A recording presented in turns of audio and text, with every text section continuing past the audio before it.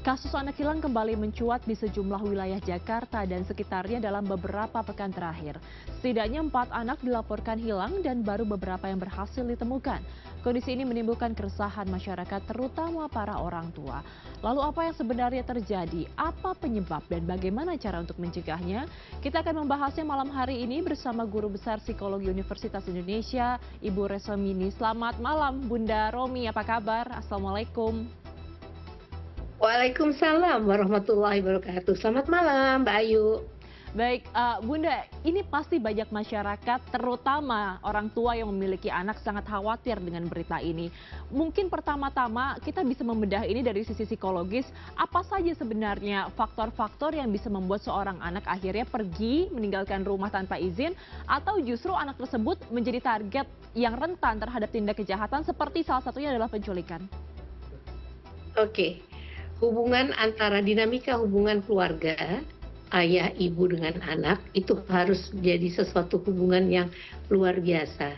Maksudnya, anak boleh ngomong apa saja, melakukan salah apa saja, mereka akan tetap dirangkul oleh orang tuanya, itu satu. Yang kedua, anak dibiasakan untuk disiplin pada waktu ingin pergi dari rumah, walaupun tidak dengan siapa-siapa ataupun dengan siapa-siapa, harus dengan izin dari orang tua. Atau siapapun orang yang ada di rumah yang menjadi wali yang harus bisa memberikan izin tersebut.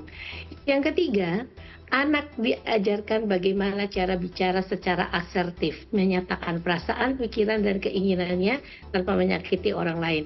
Misalnya kalau diajak atau ditarik oleh orang yang dia tidak kenal, dia berani untuk mengatakan tidak. Karena kadang-kadang kalau yang melakukan itu atau yang mengajaknya lebih tua, lebih besar, anak takut karena lebih banyak powernya di sana. Berikutnya yang harus diajarkan juga bahwa anak-anak ini jangan diajarkan konsumtif. Kalau nanti tidak dapat di rumah barang-barang yang dia inginkan, dia nanti bisa lari keluar. Kalau ada orang luar yang mau memberikan, dia jadi terikat atau kemudian menjadi ikut dengan orang tersebut.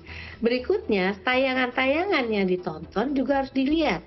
Karena kadang-kadang juga anak-anak ini tidak hanya di tayangan di TV ya, tetapi juga media sosial. Kalau sudah diberikan izin kepada anak memegang, dia bisa kemana-mana, termasuk punya kenalan yang dia tidak kenal.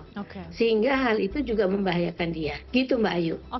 Bunda, tapi mungkin yang orang tua masih bingung juga ketika kita melakukan atau kita menginstruksikan sesuatu kepada anak kita begitu, tidak mau nurut karena relasi yang kita punya terhadap anak tersebut mungkin tidak terlalu dekat.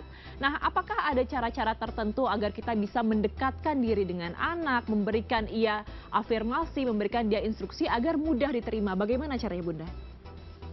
Ya, salah satunya adalah orang tua harus mengenal anak, bukan hanya mengenal ini laki, ini perempuan, dia sukanya ayam goreng, dia sukanya bukan itu, tapi mengenal lebih jauh dan mendalam. Apa yang disukai anak, apa yang tidak disukai anak, apa yang membuat anak nyaman, apa yang membuat anak tidak nyaman. Lalu pola asuh tuh ada macam-macam. Otoriter, ayah, ibu adalah bos, anak harus ngikut.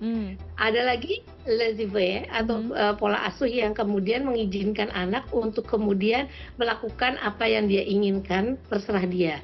Karena tidak ada rambu-rambu untuk mengatakan ini boleh, ini tidak. Yang ketiga adalah pola asuh yang neglected. Ya udah terserah dia hidup sendiri, ini hidup sendiri. Yang keempat adalah demokratis, di mana ada aturan tapi tak tanya jawab. Aku nggak mau nonton TV sekarang, tapi nanti boleh nggak jam segini aku nonton karena itu ada. Jadi boleh ada cerita untuk TikTok. Gimana caranya supaya ibu kalau memberikan aturan juga bisa ada aturan-aturan tertentu yang bisa lebih lentur. Kalau dia hangat di rumah, hubungannya, anak nggak akan takut sama orang tua. Anak hormat sama orang tua itu penting, tapi bukan takut. Pada waktu dia hormat pada orang tua, dia akan kemudian membantu orang tua untuk memahami apa yang dia rasakan. Tapi kalau kita berjarak dengan anak, dampaknya apa? Anak nggak akan pernah menceritakan apa yang ada di dalam kepalanya atau dalam isi hatinya. Begitu juga orang tua nggak boleh pakai pertanyaan standar. Sudah makan belum? Sudah bikin PR belum? Kamu udah mandi belum? Itu pertanyaan standar, tapi perlu pertanyaan yang penuh dengan kedalaman. "Dek, tadi di sekolah seneng nggak kamu? Ngapain aja?" Tapi kalau anaknya itu masih kecil jangan tanya ngapain aja, karena dia bingung jawabnya. Tapi mungkin kita bertanyanya, "Dek, yang di sebelah kamu duduk tadi siapa, Dek? Bagi nggak tadi kuenya ke temennya?" Jadi kita punya banyak sekali cara untuk memiliki kehangatan dengan anak. Begitu Mbak Ayu. Oke, jadi harus mendekatkan diri terhadap anak terlebih dahulu. Bunda, karena Ya. kasus sekarang yang sangat ramai ini, banyak orang tua yang merasa saya akan melakukan pengawasan yang lebih ketat terhadap anak saya. Tapi bagaimanapun juga pengawasan yang terlalu ketat kan juga tidak baik ya. Dan pengawasan di setiap jenjang usia akan sangat berbeda. Katakanlah untuk anak SD, SMP, SMA itu pengawasannya juga pasti akan berbeda. Nah, sebenarnya pengawasan untuk anak yang ideal supaya terhindar dari hal-hal jahat itu seperti apa sih Bunda? Jadi anak itu harus mandiri. Ada rambu-rambu yang dia harus tahu, yang boleh dan tidak boleh. Jadi apa yang misalnya kalau izin keluar ya, terus kemudian kalau mau melakukan sesuatu, misalnya dia sudah ada di sekolah, "Ayah, Bunda, aku boleh nggak ikut ke rumah temanku ini? Aku mau bikin PR," itu harus pamit. Ada aturan-aturan yang sudah dibuat oleh orang tua supaya anak selalu berkomunikasi dengan orang tua.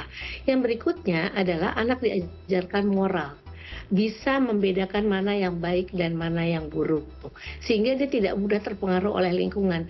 Tapi ngajarin moral nggak bisa, "Ayo ajarin moral," nggak bisa gitu. Pertama diajarkan empati dulu, memahami perasaan pikiran orang lain. Ini kalau saya nggak minta izin sama ayah dan bunda, pasti ayah dan bunda cemas ya, that's empati. Lalu kontrol diri, self control, yaitu dia bisa mengontrol dirinya, tidak mengikuti dorongan dalam dirinya. Yang ketiga yang jadi core dari moral itu adalah bagaimana kita punya nurani untuk melihat sesuatu apakah kita masih di jalan yang benar atau tidak. Itu datangnya dari mana? Diajarkan pada waktu sejak dini, usia di bawah 5 tahun sudah bisa diajarkan untuk memahami ini. Ini 3 core penting dari moral. Tapi nanti di dalamnya ada kindness, fairness, respect dan sebagainya. Jadi kalau kita mengajarkan hal itu jadi akan lebih baik hubungan kita kepada anak. Oke, Bunda, tapi kalau kita kembali lagi ke kasus yang kemarin sempat ramai ini, dari 4 kasus kalau saya tidak salah 2 diantaranya itu karena anaknya bukan diculik, tapi dia memang ingin keluar sendiri karena ada masalah di dalam rumah tangga, di dalam rumahnya begitu. Nah, kadang anak-anak yang terjadi hal emosional, masalah emosional seperti ini, sebenarnya tidak ada tanda-tandanya, Bunda. Nah, untuk orang tua di rumah saat ini, kira-kira bagaimana cara mereka bisa mendeteksi tanda-tanda dari anak mereka yang mungkin sudah memiliki gangguan emosional? Pertama-tama adalah bahwa kita harus mengenal anak kita. Tadi saya katakan sudah ya Mbak Ayu. Iya. Jadi anak itu harus diketahui semua kemauan, kepribadiannya dan sebagainya. Jadi orang tua jangan sibuk sendiri dengan pekerjaannya, dengan handphonenya dan sebagainya, tapi lebih memahami anak. Lalu kemudian kalau kita sudah memahami anak, kita tahu biasanya dia seperti apa, biasanya ceria apa, kok tiba-tiba menarik diri ya, kok nggak mau makan ya, kok tidak mau bermain dengan kakaknya. Itu adalah tanda-tanda. Tapi kalau kita nggak paham tentang anak kita, itu nanti jadi kita nggak peka, kita nggak melihat hal-hal seperti itu. Itu harus dirasakan oleh orang tua. Jangan sampai kita sibuk untuk mencari nafkah, tapi kita lupa untuk melihat adanya perubahan pada diri anak kita. Gitu Mbak Ayu. Oke, terakhir Bunda, ini mungkin banyak yang relate dan juga banyak yang dilema tentang kondisi ini. Banyak orang tua yang sibuk bekerja, dua-duanya harus bekerja sehingga hanya punya waktu terbatas, mungkin weekend atau mungkin setelah pulang ke rumah dan itu malam anaknya sudah tidur begitu. Adakah mungkin tips yang bisa dibagikan kepada orang tua yang bekerja supaya komunikasinya tetap sehat dan lekat dengan anak? Oke. Anak itu sesuatu yang kalau menurut saya jadi harus nomor 1 ya dibandingkan segala hal di dunia ini ya. Karena itu hadiah dari Allah yang harus kita rawat, kita sayangi. Jadi orang tua harus lihat skala prioritas dalam hidup. Kalau bisa kita juga punya skala prioritas untuk keluarga. Kalau Anda bilang bahwa Anda kerja untuk keluarga, buktikan dalam bentuk perilaku. Yang kedua adalah pada waktu kita melihat anak kita itu tidak hanya di apa namanya, ibaratnya hanya tutap muka, tapi bisa juga dengan misalnya dengan video call, karena teknologi udah macem-macem. Saya pernah melihat orang tua memantau anaknya dari CCTV selalu, tapi saya bilang nggak selalu semua harus dengan CCTV. Kenapa? Anak perlu pelukan. Anak perlu untuk dihargai. Jadi kalaupun sudah dapat informasi itu di rumah, tanyakan kepada dia, cerita sama dia. Bahkan kadang-kadang kalau kita cerita tentang pekerjaan kita, ya tapi jangan yang berat-berat ya. Ibu ini susah payah loh mencari nafkah, kita nggak usah begitu banget ya. Tapi ibaratnya ngasih tahu ke mereka bahwa mama bekerja juga nih. Kamu tadi pekerjaan kamu apa gitu. Nah, cerita yang menarik ini akan menarik anak untuk selalu mau ngobrol, mau sharing dengan orang-orang di rumah, terutama orang tuanya. Makanya saya bilang tadi, prioritas tuh harus ada, orang tua harus tahu skala prioritas. Kalau Anda occupied hanya dengan pekerjaan, pertanyaan saya, bagaimana, apa kabarnya anak di rumah, apa kabarnya keluarga di rumah. Kalaupun waktunya pendek, di tengah-tengah itu bisa dengan teknik-teknik yang lain. Gitu Mbak. Oke, jadi anak harus menjadi prioritas bagi orang tuanya. Kita tentunya berharap ya Bunda tidak ada lagi anak-anak yang hilang dan keluarga yang harus mengalami keresahan yang seperti ini. Peran semua pihak pastinya sangat penting, mulai dari orang tua, masyarakat, hingga aparat penegak hukum. Terima kasih telah bergabung bersama kami Bunda Romi. Selamat malam, sehat selalu. Assalamualaikum Bunda. Waalaikumsalam warahmatullahi wabarakatuh. Terima kasih Mbak Ayu.